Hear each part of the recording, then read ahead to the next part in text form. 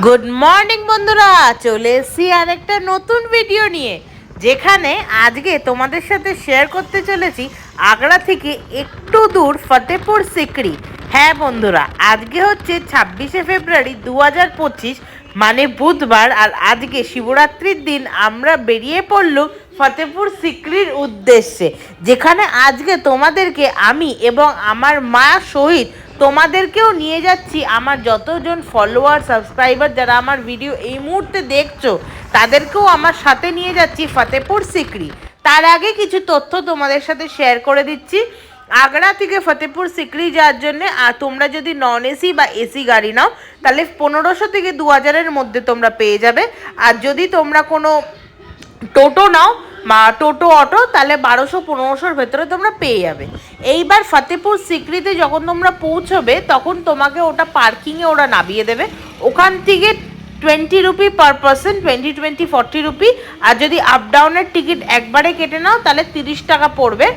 তোমার টিকিট কেটে নিলে তোমরা ব্যাটারি কার ওখান থেকেই ছাড়ে, আবার যোধাবাই প্যালেস ওখান থেকেই ছাড়বে আসার জন্যে। তো তোমরা আপ ডাউনেরটা একেবারে আমাদের মতন 30 টাকা দিয়ে কেটে নিও। এখন যেরকম দেখতে পাচ্ছ, আমরা যাচ্ছি মানে প্যালেসের উদ্দেশ্যে। প্যালেস হচ্ছে শিকারে, আর ফতেপুর সিকরি। সিকরিতে হচ্ছে প্যালেস, ফতেপুরে হচ্ছে বুলন্দ দরওয়াজা এবং সাহেব সালিম চিস্তির দরগা।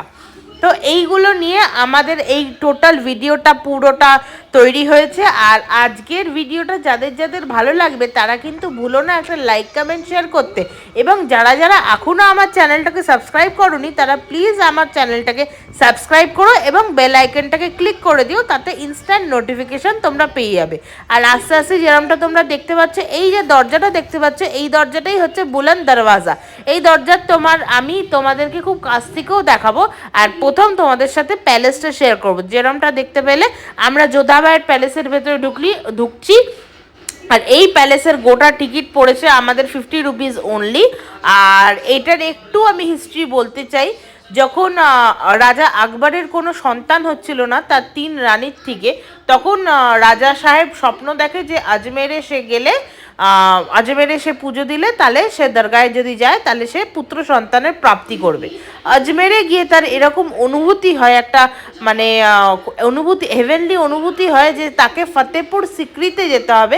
ফতেপুর সিকরিতে বাবা সেলিম চিস্তির দরগাতে মন্নত মাংতে হবে, তাহলে আকবর বাবার বাচ্চা হবে যোধাবাইয়ের থেকে। তখন বাবা মানে পুরো আজমের থেকে ফতেপুর সিকরি হেঁটে, মানে ওখান থেকে উনি ডাইরেক্টলি ফতেপুর সিকরি আসেন, দিয়ে এখানে বাবার কাছে মান্নাত মাঙ্গে। আর তারপরে বছর ঘুরতে না ঘুরতে যোধাবাই তাকে একটা পুত্র সন্তানের মুখ দেখায়। যখন পুত্র সন্তানের মুখ সে দেখতে পায়, সে সেই আনন্দে ফতেপুর সিকরিকে এইভাবে গড়ে তুলেছে।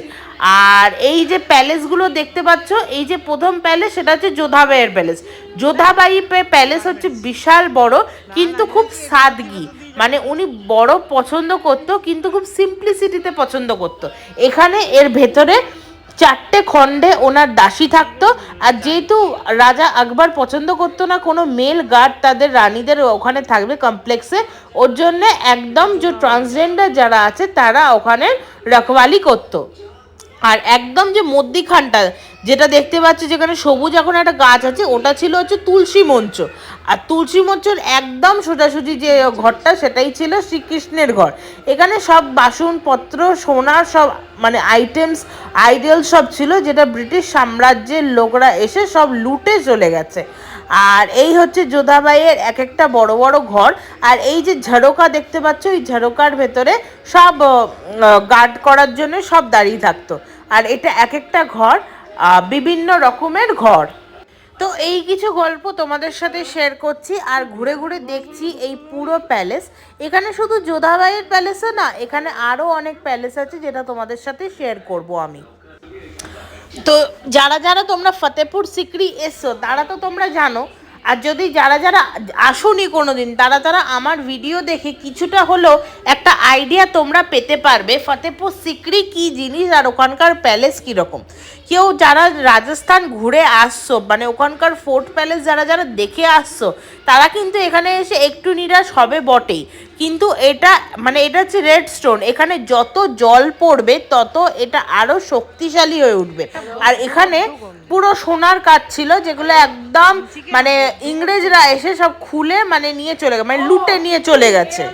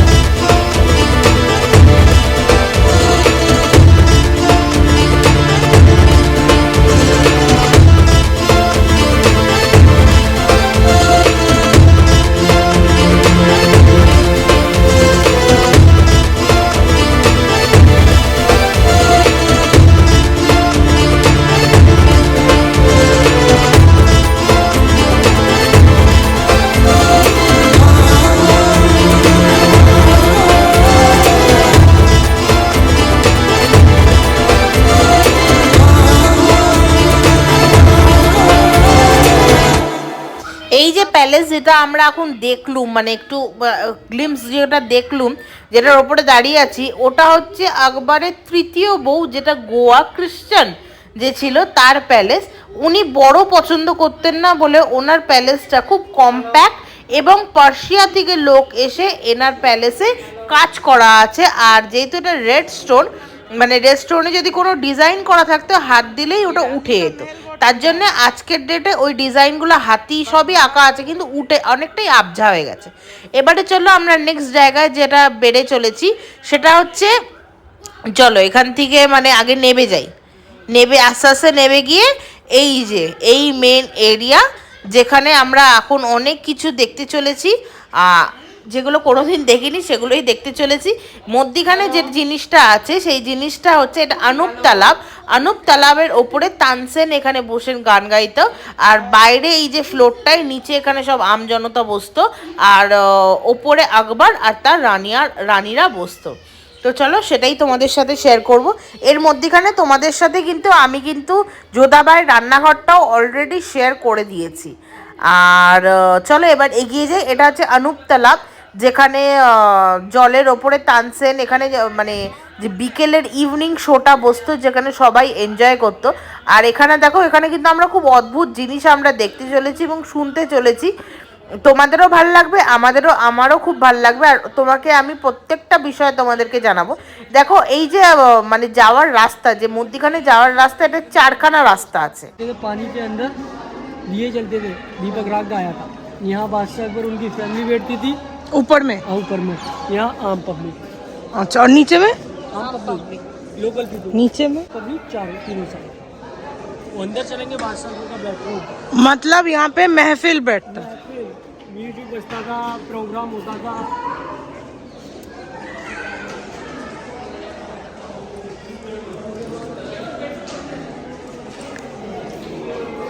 দেখে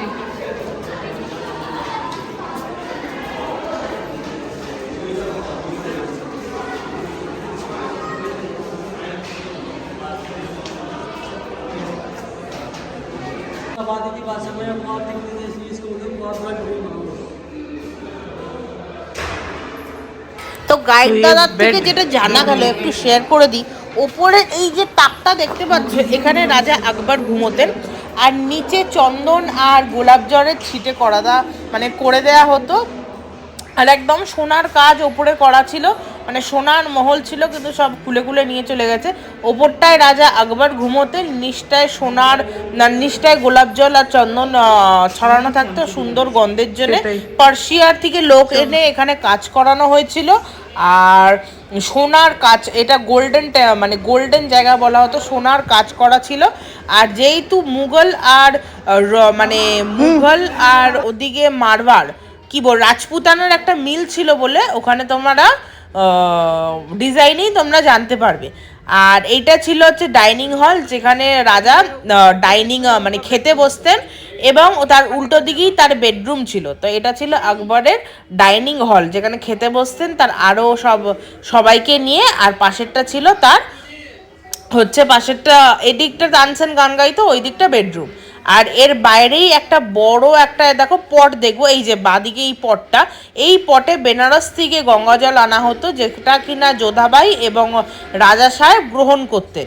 এটা বেনারসের গঙ্গা জল, যেটা গাইড দাদা এখন বলছি সেটাই আমি তোমাদেরকে একটু বলে দিল। বেনারস থেকে তখনকার ডেটে গঙ্গা জল আসছে, যেটাই ওরা পান করত। এবার চলো গাইড দাদা কোন দিকে নিয়ে যাই সেদিকে আমরা একটু যাই।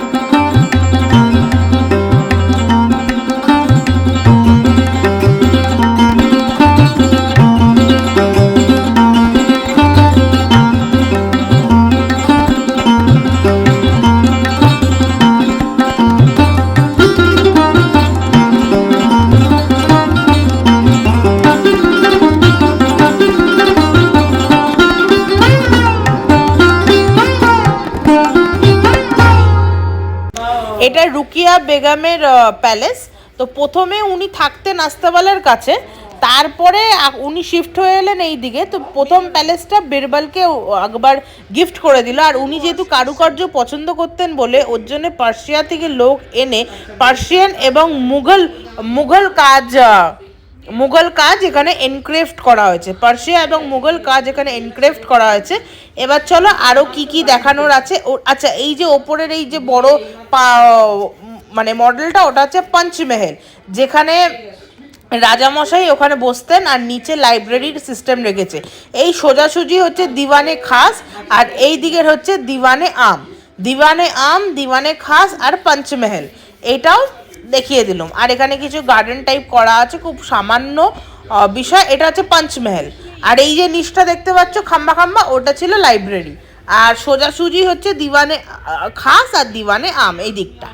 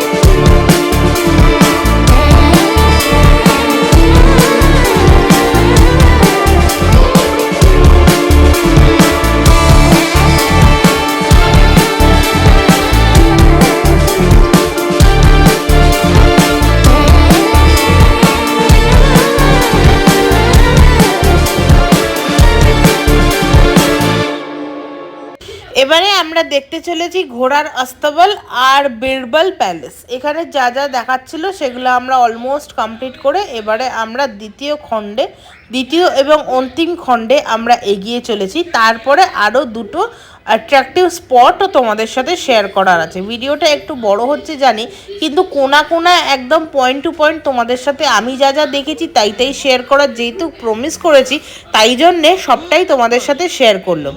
আর এই যে সামনে যেটা দেখতে পাচ্ছ সেটাই হচ্ছে বীরবল প্যালেস, যেটা আগে রুকেয়া বেগমের ছিল, তারপরে চেঞ্জ করে যেহেতু উনি ওইদিকে চলে গেল বলে এটা পরে বীরবলকে গিফট করে দেওয়া হলো। আর এই সাইডটা পুরোটা হচ্ছে ঘোড়ার আস্তবল, আর এই প্যালেসটাও খুব ভালো করে ডেকোরেটেড করা।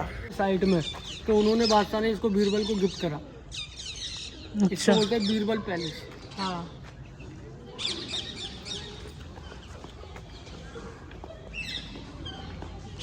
रत्न सवार में तो सबसे एक रत्न था बीरबल। 9 जेम्स। हाँ, 9 जेम्स के अंदर है बीरबल।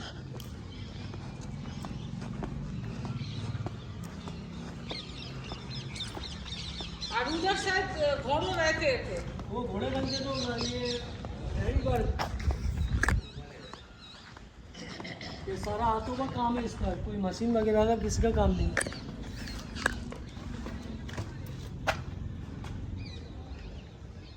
मतलब रुकैया बेगम जैसा। रुकैया बेगम का था, बादशाह ने इसको बीरबल को।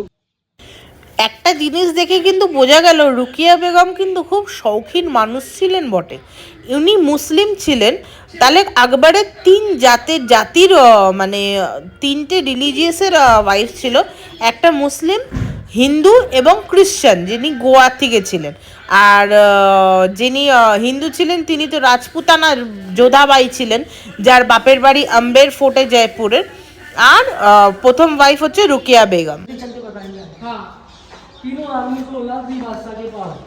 बादशाह अकबर बहुत परेशान, फर्स्ट नंबर महारानी जोधाबाई को लेकर ज्वाला देवी गए। ज्वाला देवी मानूत करा, मानूत पूरा नहीं हुआ, एक सोने का छत्र चढ़ाया।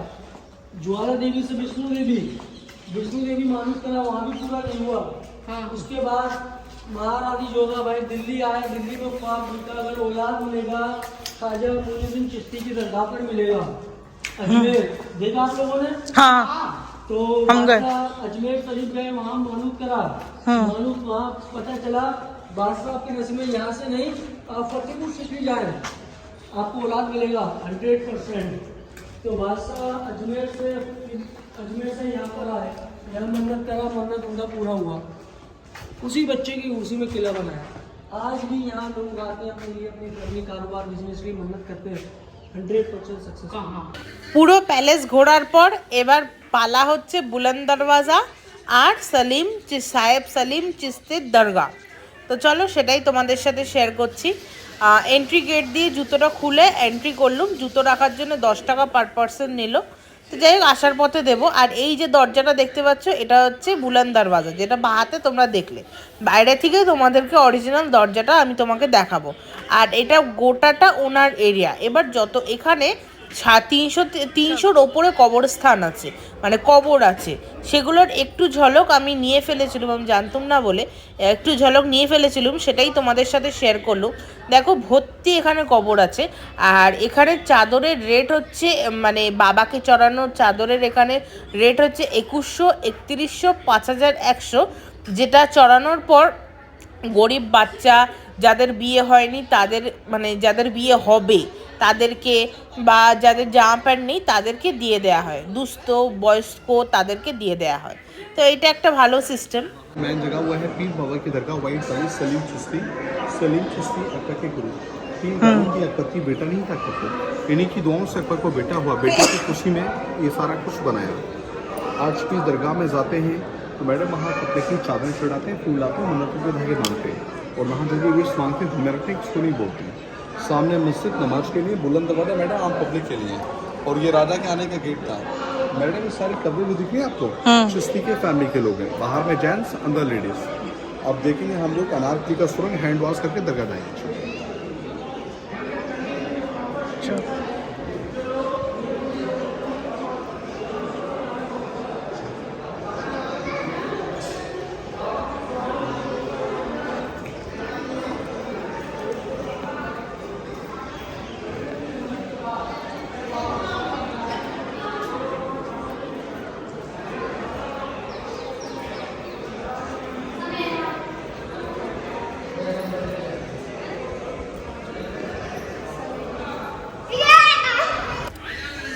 এই হচ্ছে গোটা এরিয়া।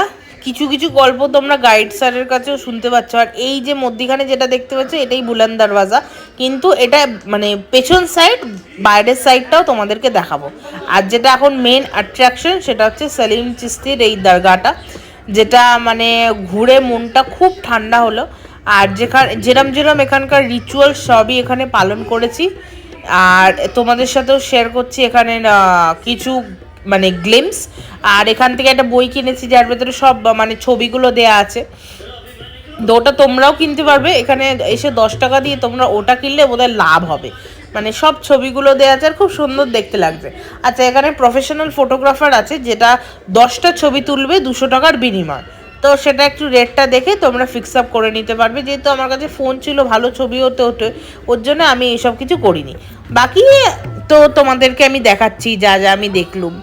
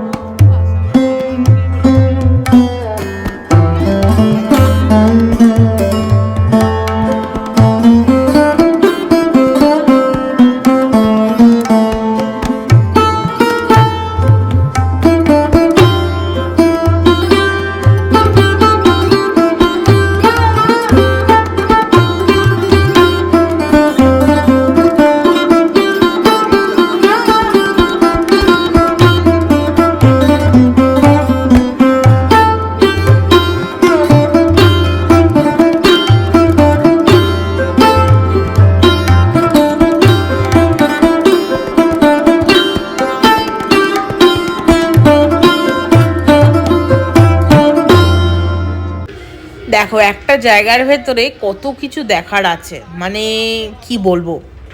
আর এই যে দরজাটা, এটাই হচ্ছে বুলান দরওয়াজা। বুলান দরওয়াজার সামনেই 52টা সিঁড়ি আছে। তার মানে হচ্ছে 52 সপ্তাহ লেগেছিল এই বুলান দরওয়াজাকে তৈরি হতে। ওর জন্য এক একটা সপ্তাহের বিনিময়ে এক একটা সিঁড়ি, ওর জন্য 52 সিঁড়ি, 52টা সিঁড়ি। আর বাইরেটা একদম চমৎকার দেখতে, তো যেটা তোমাদের সাথে চলো এখন শেয়ার করছি এই মুহূর্তে। वाइट पावे लाल पत्थर जिससे उसकी दामन छोड़ी है उसको इस गेट का फोटो निकालो। अभी जूते पहनेंगे, हाँ पैर का पूरा तंदूर बन गया। तो अभी बैठेंगे या आपको वापस चलेंगे आप? তো এই হচ্ছে বুলান দরওয়াজা, যেটার পেছনে সবাই এত পাগল, আর ছবি তোলার জন্য এখানে এতটা মানে ভিড় এবং পাগল। আর আজকের আমাদের সবথেকে লাকি পার্ট হচ্ছে আজকে একদম রোদ্দুর ছিল না, যার জন্য আমরা এত ভালো করে এই জায়গাটা ঘুরতে পারতাম, নাহলে এতক্ষণে আমরা পুরো এক্সস্ট হয়ে পড়তাম। আর তারপরে আমরা এখান থেকে ডাইরেক্টলি একটা ব্যাটারি গাড়ি নিয়ে 30 টাকার অলরেডি টিকিট কেটে নিয়েছিলাম বলে ব্যাটারি কারে আবার উঠে পার্কিংয়ের এরিয়ায় পৌঁছে গেলাম। সেখান থেকে গাড়ি নিয়ে একবারে চলে এলাম আগ্রার। এবার কোথায় খেলুম সেটা জানতে চোখ রাখতে হবে আমার ইনস্টাগ্রাম পেজ দ্য শ্রী রয়, যেখানে তোমরা সব গল্পেরই সন্ধান পাবে। আর এই যে মানে এই দরজাতেই আমাদের আজকে ফতেপুর সিক্রির আজকের আমাদের এই ট্যুর সম্পূর্ণ করলাম। তার সাথে এক বাটি পেঁপে আর একটু চাট নিয়ে এখানে দাঁড়িয়ে নাজারা এনজয় করে শেষ করলাম আজকের অধ্যায়।